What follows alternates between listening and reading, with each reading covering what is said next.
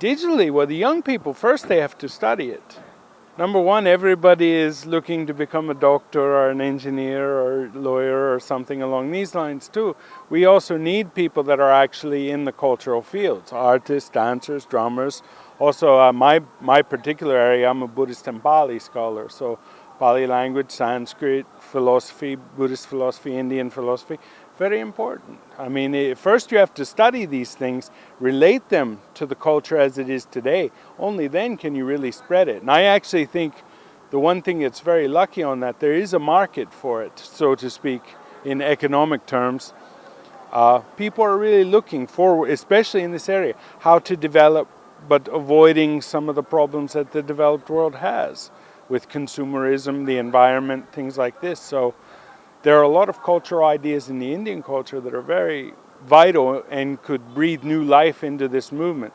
But first we have to get the young people interested so that they can promote it via the media. The medium of instruction is not important. It's the ideas that are themselves important. The problem with social media, sometimes there's so much of a distraction that the ideas are lost. But if the ideas are there, then the social media becomes a tool. It's very holistic.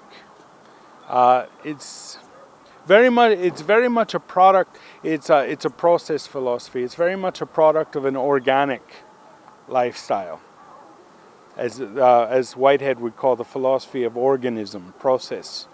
And I think that's something that we've actually lost culturally in a lot of ways with modernism, is because things are so very specialized and so very technological that we've kind of lost this idea of, I'm not saying back to nature, I like technology and things like that, but a very naturalistic philosophy of organism, biology. Because actually you'll know most of the Indian philosophy actually has organic metaphors, like karma is actually a sprout. It comes from an agrarian society. And so I think that's one of the biggest things here to ground culture and philosophy, is the Indian culture and philosophy is so old that it's still grounded in a more natural, more human lifestyle.